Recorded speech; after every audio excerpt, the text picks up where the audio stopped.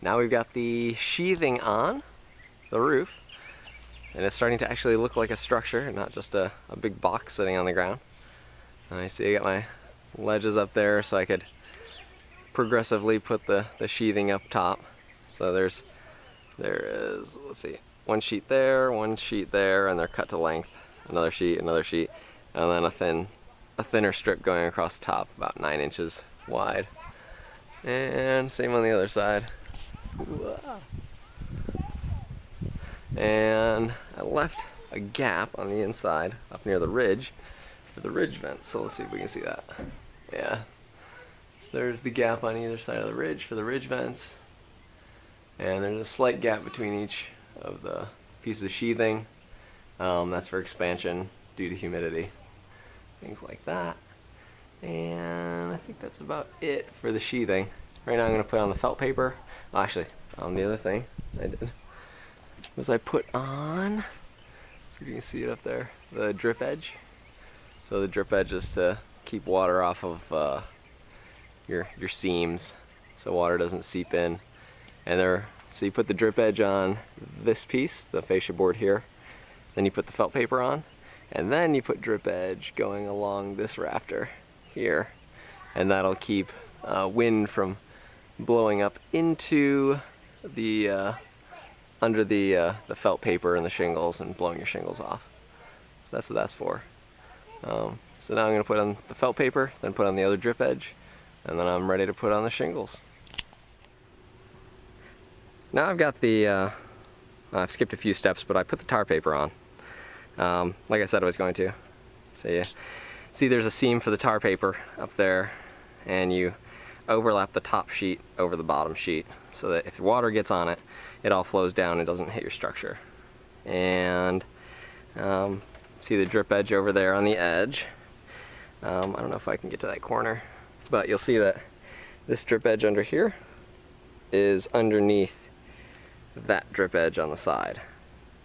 So it goes, the drip edge is under here, and then the tar paper's on top, and then that drip edge is on top of both of those things along the edge, so that if water gets on there, it goes away from your structure. And now I've started to do the shingling. And if you look at these guys, you'll say, why are they upside down? And I asked that same question to my friend who's showing me this. And he eventually answered that it's a starter row. So what you do that for is because when you've got your shingles and you've got these edges, or these channels here that are open, normally they're facing this way. But for the first row, you do it this way, so that when you put things on top, like this seam here isn't touching your tar paper, there's another shingle under there. So when water eventually channels its way down here, it goes here and it touches a shingle instead of touching the tar paper or your structure. And it's like that all the way down there. And so this edge right there, it's the same deal. Instead of having another edge, or instead of having just the tar paper right underneath it, you have a shingle. And that keeps water off your structure.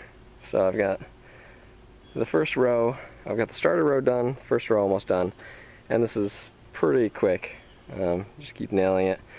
And you need to make sure that when you nail your rows, you want to nail somewhere near this little strip, because when you overlap your shingles, nailing here, so let's say the second row, nailing here makes it so that you nail at the top edge of this shingle.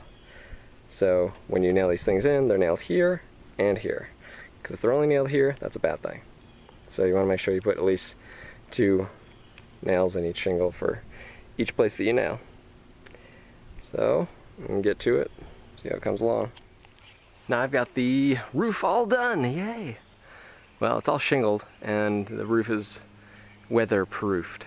So I don't need to worry about rain anymore, which was the main goal of trying to get the roof on. But as I showed before, the shingles went on row after row.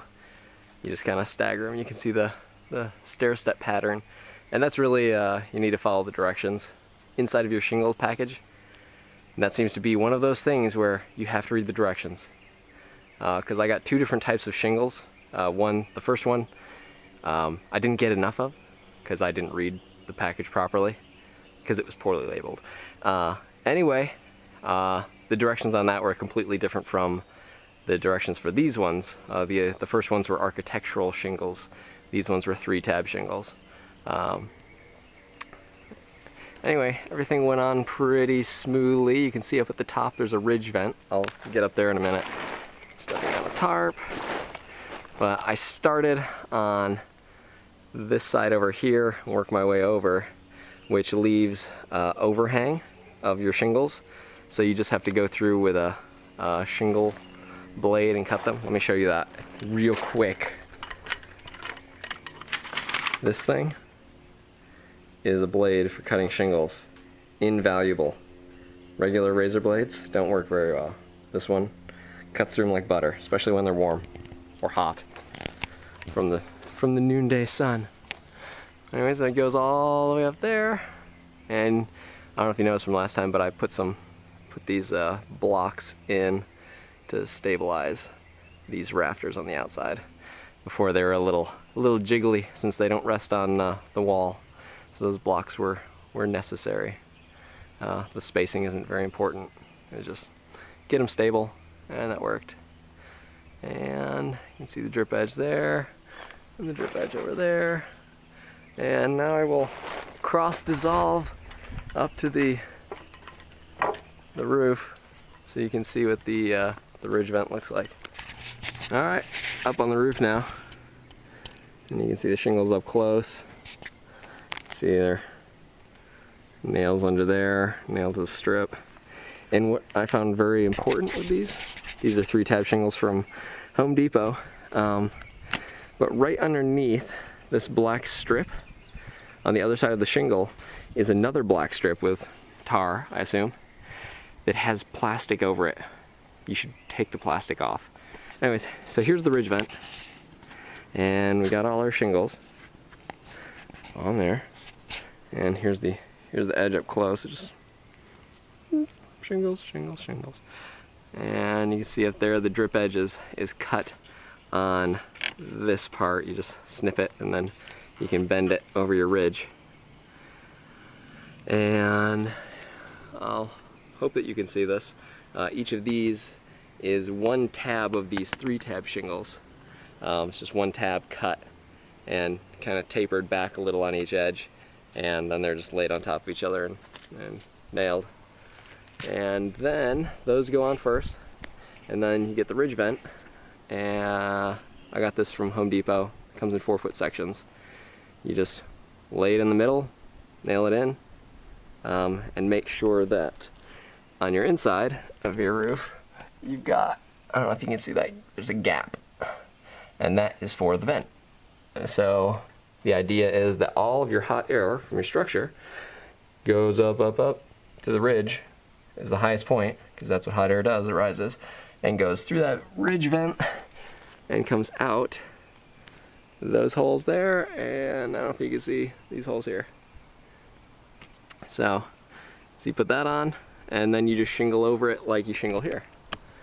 Nail through it, and eventually, somewhere in the middle, my friend who knows about roofing was helping me with this. It was invaluable, and we needed a rope while we were up here at the top. Didn't feel safe. But you double back, so you put one of these shingles, you put one of these shingles, but then you have the black stuff showing.